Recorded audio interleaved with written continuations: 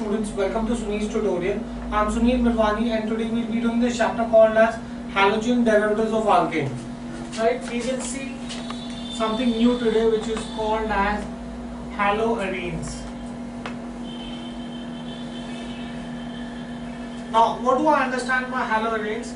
It is a type of compound in which the halogen atom is directly attached to the carbon atom of the aromatic nucleus.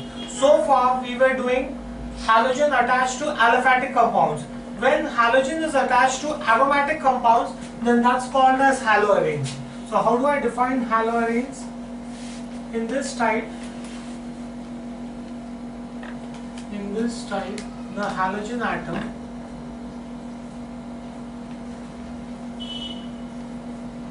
is directly attached.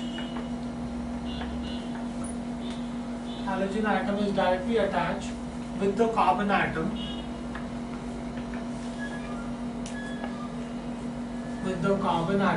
of aromatic nucleus.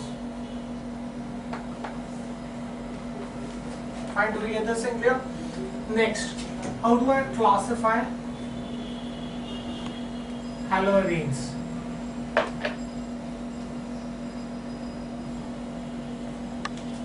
Now, haloarenes are classified as mono, di, tri and poly. Just like your aliphatic compounds, these are also classified. Now, how do they look like? They are classified as, haloarenes are classified as, if you had a structure wherein the halogen is attached to the first carbon atom, then this would be called as a monohaloarene.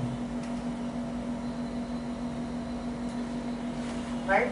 If you had benzene ring and you have halogen attached to the first and the second carbon atom, I'm representing halogen as X here, then this would be called as dihaloarenes. Then you would have tri, in which you would have benzene ring, first, second, third, or you could also have a structure wherein the halogen would be attached to the first, second and the fourth, right? So your trihaloarenes are in this format. These are trihaloarenes. Then you could have polyhaloarenes. So this is monohaloarenes, dihaloarenes, trihaloarenes, and you could have polyhaloarenes in which you have X, X, X and X. You have 4 halogen atoms attached to the first, second, fourth and the sixth carbon atom. These are also called as polyhaloarenes, or these are also called as tetrahaloarenes. So that's how you classify haloarenes, right? Let's see the nomenclature.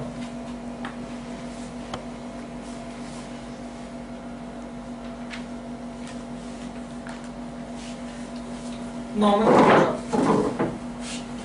Suppose if I had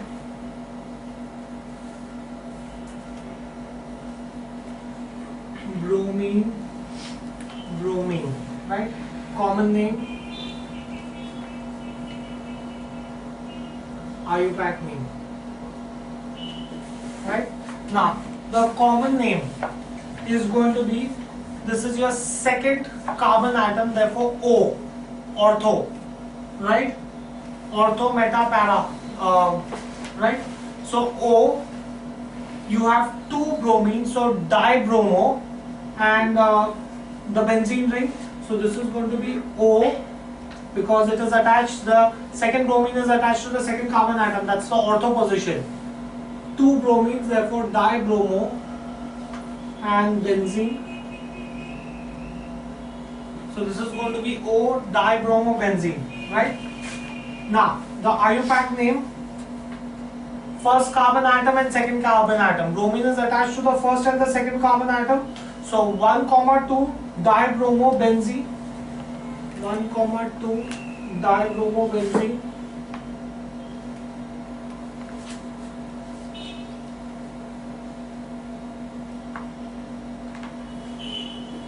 right? Okay, next let's see another structure like this.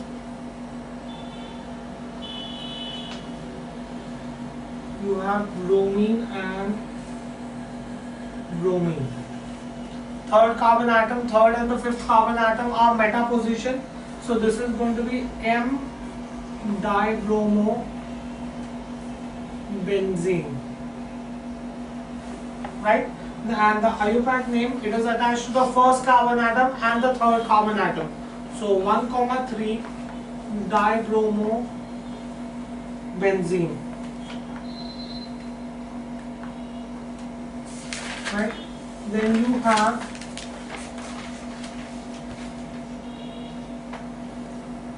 chlorine, chlorine, chlorine, chlorine, right?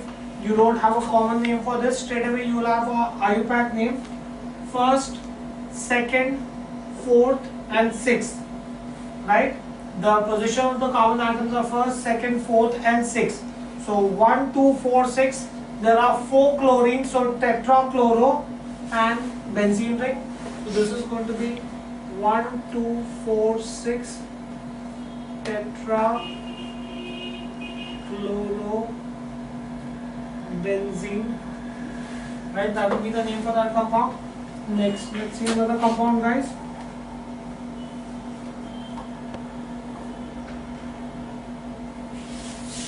Chlorine, chlorine and chlorine, right? Again, you don't have a name for this.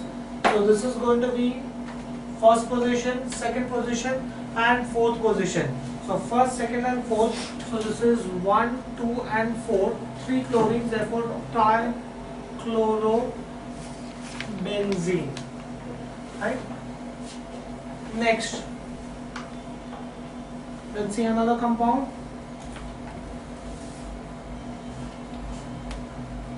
You have chlorine, chlorine and chlorine, right? This is symmetric trichlorobenzene, right? And the IUPAC name will be 1,3,5. 1,3,5 trichlorobenzene. 1,3,5 trichlorobenzene. Fine, do we get this in here? So do we understand the nomenclature? Now, let's see what is the nature of the carbon and halogen bond that we have. Let's try to find out the nature of carbon and halogen bond. Right, now let's see the preparation of haloarenes. Right, next let's see the preparation of haloarenes. Right, the first method is by electrophilic substitution. Electrophilic substitution. That is the first method for preparation. Electrophilic. Now, the meaning of the word philic means love. Electrophilic means love for electron. Fine, do we get this in here? So, here you have a substitution wherein you have, for example, I'll give you an example. What happens when toluene undergoes chlorination?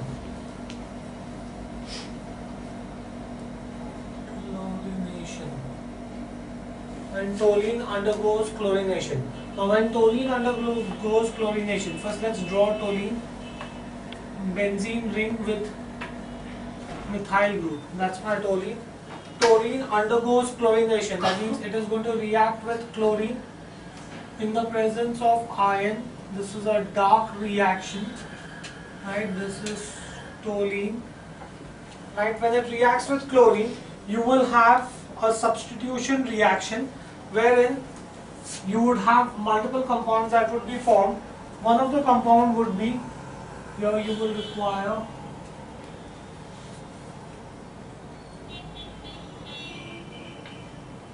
you will have CH2, CH3, the methyl group remains as it is, and you have chlorine that is substituted here, right?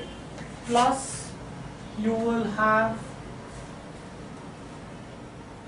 methyl group as it is, and you will have chlorine substituted in the para position, plus you will have, now when chlorine is substituted, that means one hydrogen is going to be lost from here, one hydrogen is going to be lost from here.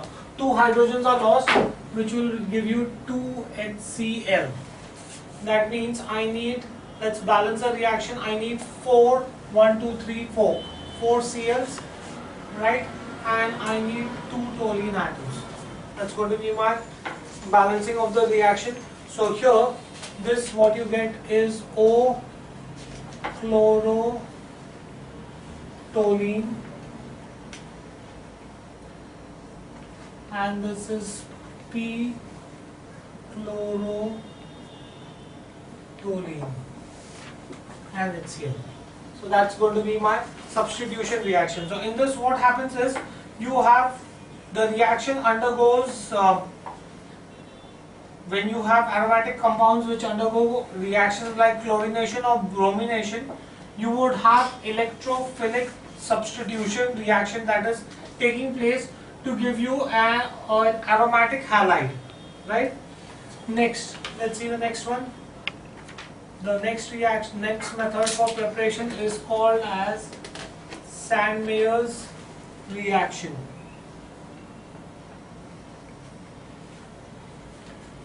Right?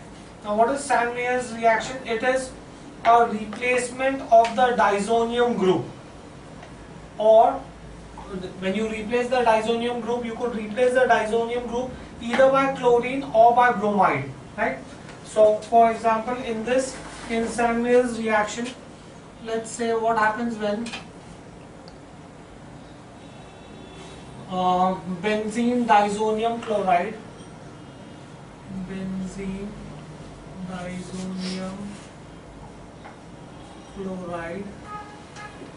disonium chloride reacts with cuprous chloride.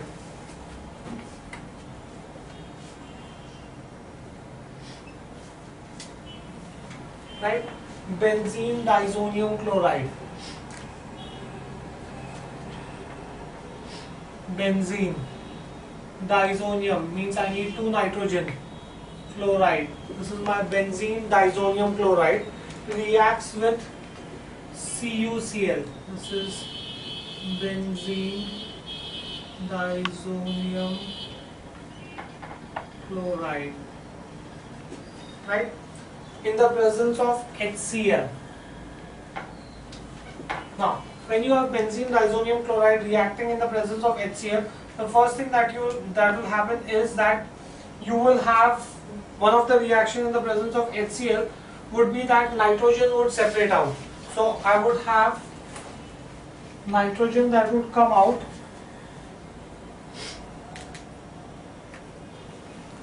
You would have nitrogen gas being given out, and what will remain is benzene with the chlorine ring.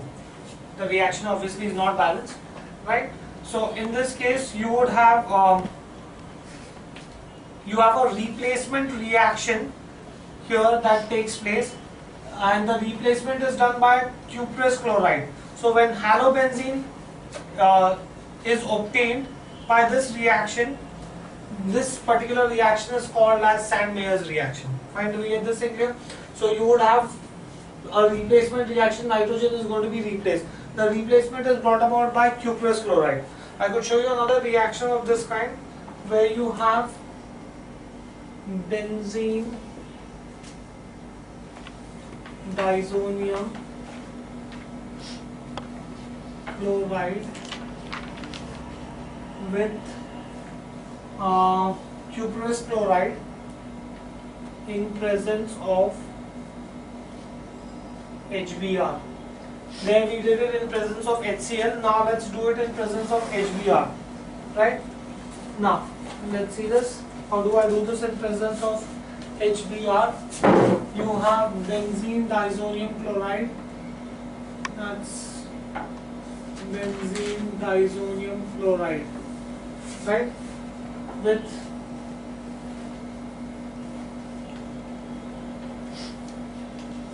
CuCl.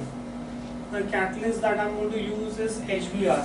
So in this case again nitrogen gas would separate out first. Right? Replacement of nitrogen. And here you would have, there we had benzene diazonium chloride and the catalyst was HCl. Here you have benzene diazonium chloride and the catalyst here is HBr.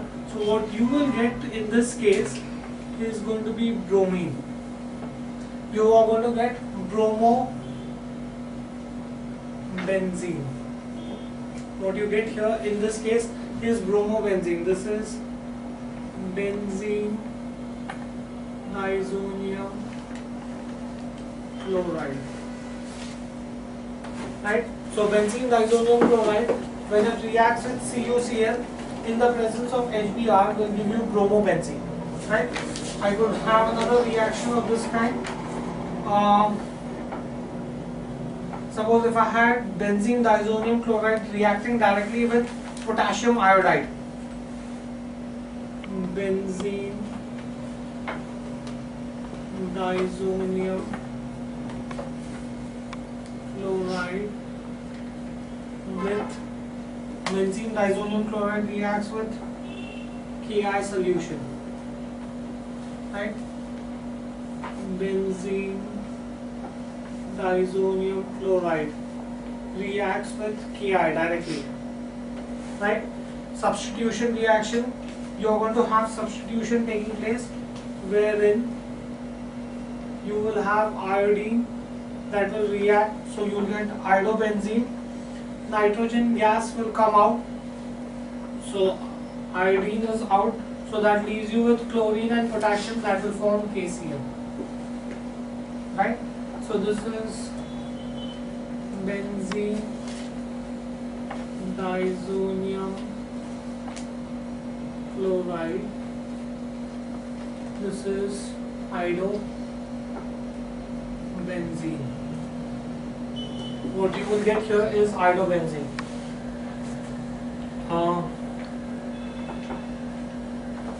You could also have a reaction wherein you will have benzene diazonium chloride reacting with potassium iodide. I've done.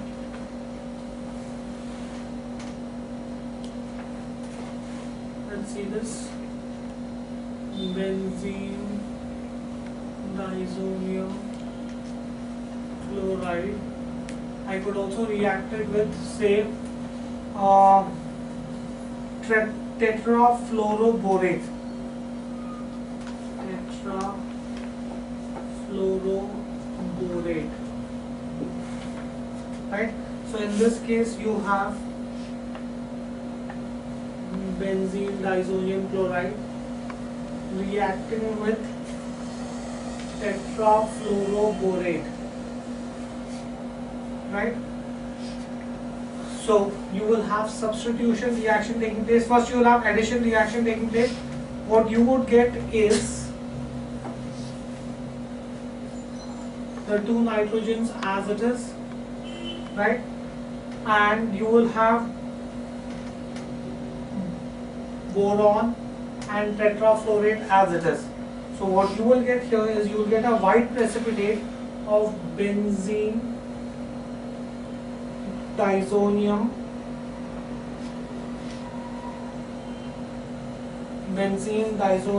tetrafluorate.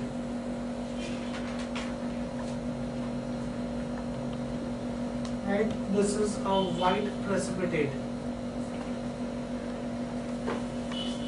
Now this, when I further gently heat it, when I heat this compound, you would have fluorobenzene that I'll get. You will get fluorobenzene, boron trifluoride, and nitrogen gas. Right? So this is benzene diazonium chloride with tetrafluoroborate, hydrogen tetrafluoroborate. Fine. Next, let's see another reaction.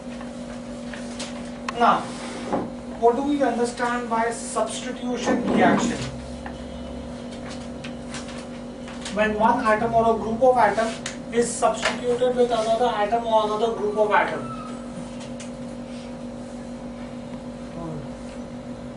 What do we understand by substitution reaction? When an atom or a group of atoms is substituted with another atom or another group of atoms, that is called a substitution atom. Now, substitution reaction. When you have an atom or a group of atoms that is substituted, the atom or the group of atoms which is substituted can be either nucleophilic or it can be electrophilic. Right? Nucleophilic means love for nucleus. If it has love for nucleus, that means it will be negatively charged, only then it will have a love for positive charge. Electrophilic means love for electron. If it has love for electron, that means it has to be positively charged, only then it will have love for electrons. So I can therefore say that substitution reactions are divided into nucleophilic and electrophilic. Right? Now, what do I understand by nucleophilic substitution? Nucleophilic substitution.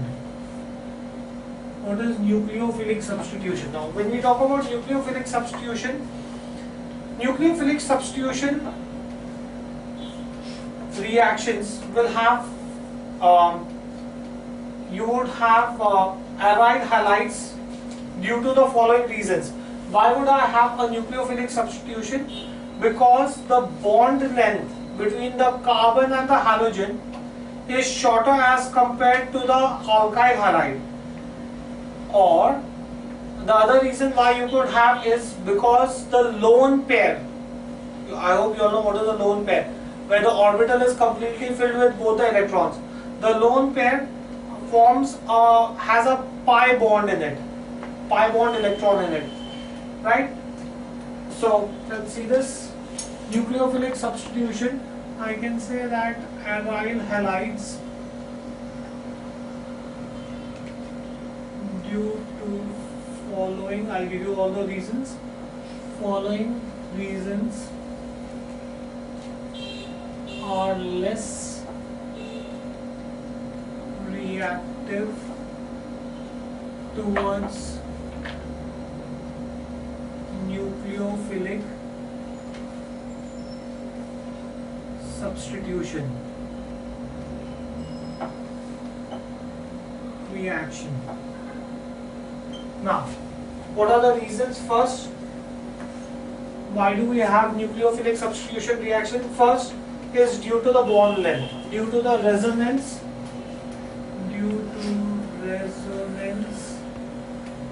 of bond length.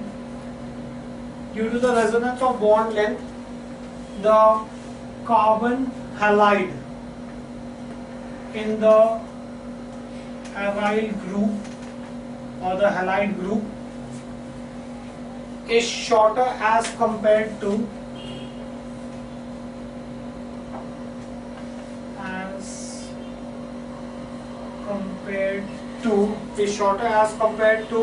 alkyl halide, right? Since it is shorter, so it will break the bond. For substitution, one bond has to be broken. Till the time a bond is not broken, I cannot have a new bond form. So why would the bond break? Because this particular bond, which is going to be formed between carbon and halogen, is going to be shorter as compared to the bond that is there between the alkyl and the halide, right? So to break the bond, larger energy is required. Right? Next, you could also have the nucleophilic substitution because of the pi bond that would be formed in the ring, right? Due to the conjugation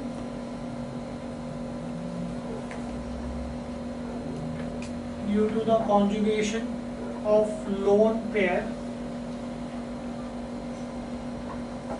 In the lone pair there are going to be two electrons, one of which would form a sigma bond, one would form a pi bond, right? Due to the conjugation of lone pair of electrons with pi electron in the ring.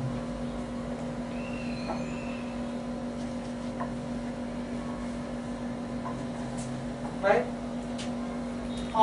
You could also have an aryl halide form because the carbon halide bond possesses double bond character.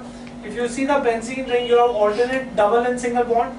That double bond character that is present in the benzene ring enables nucleophilic substitution reaction. Fine. So I can say that in aryl halide,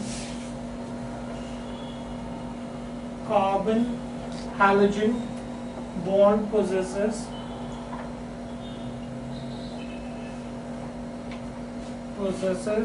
double bond character.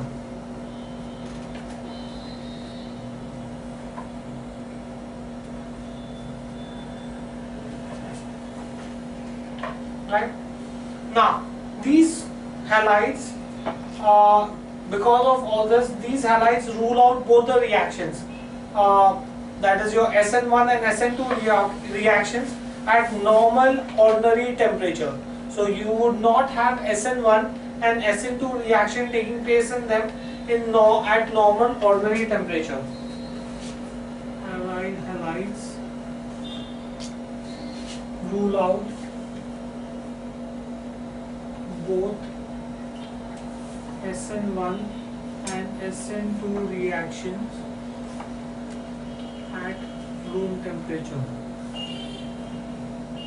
So these can also be called as your characteristics of nucleophilic substitution reaction. In nucleophilic substitution reaction in aryl halides is when you have a benzene ring combining with halogen. You would have large energy would be required to break the bond. Then why would large energy be required to break the bond? Because the bond length between the carbon and halogen is going to be shorter than what you have in the alkyl halide. Then there would be a conjugation with the lone pair of the pi electrons. Then they possess double bond character and they rule out both SN1 and SN2 reactions at normal room temperature. Fine, do we get this thing clear? In alkyl halides you can have SN1 reaction, right? But the pi electron in the aromatic ring blocks backside attack. Due to this, both SN1 and SN2 reaction are ruled out. Remember, I explained to you that in SN1 and SN2 reaction, in one of them you have a backside attack. Fine, do we get this thing here? So I can say that in aryl halide or alkyl halides,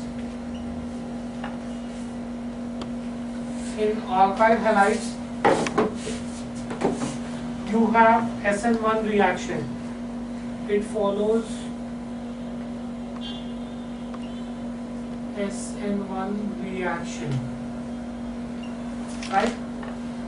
But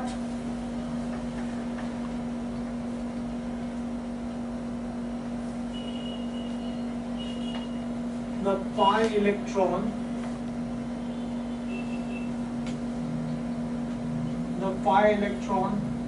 of the aromatic ring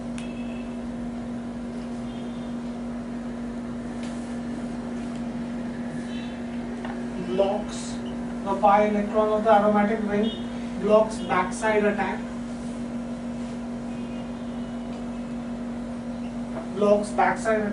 and hence SN2 mechanism is ruled out.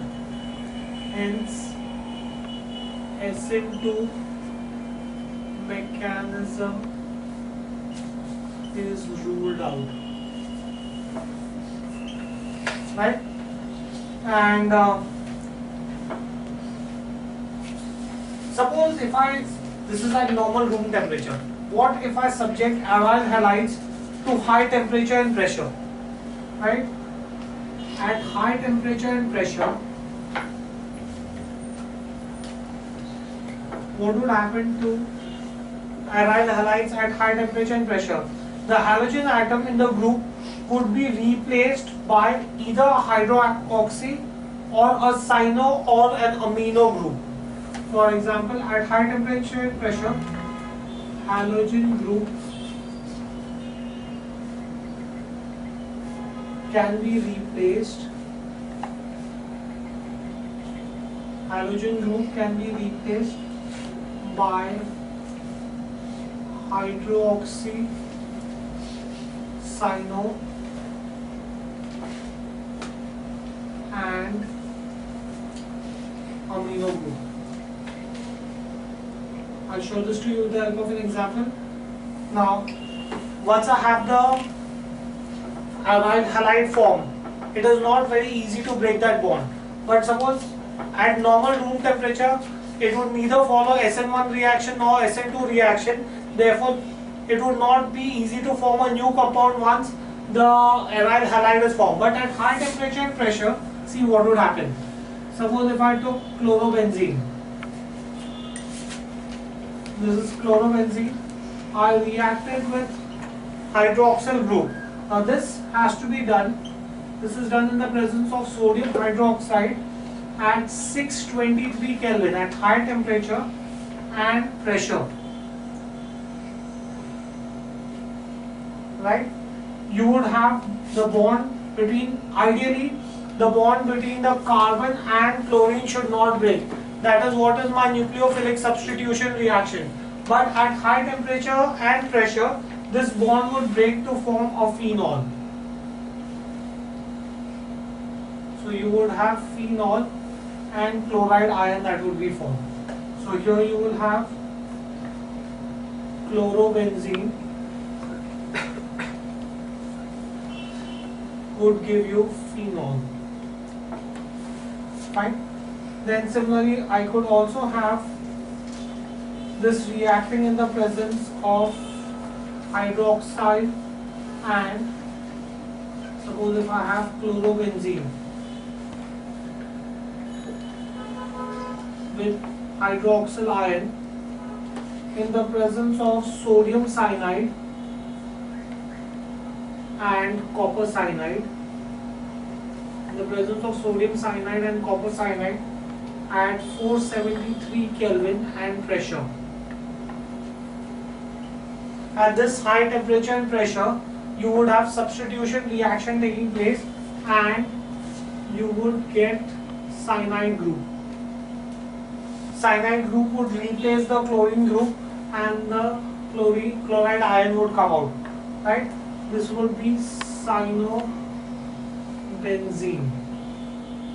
This is chlorobenzene. Right? Similarly, I could also react this with the amino group.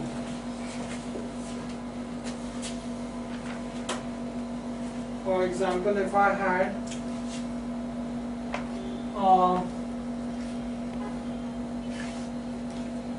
chlorobenzene reacting with ammonia, two molecules of chlorobenzene reacting with ammonia and cuprous oxide at 473 Kelvin,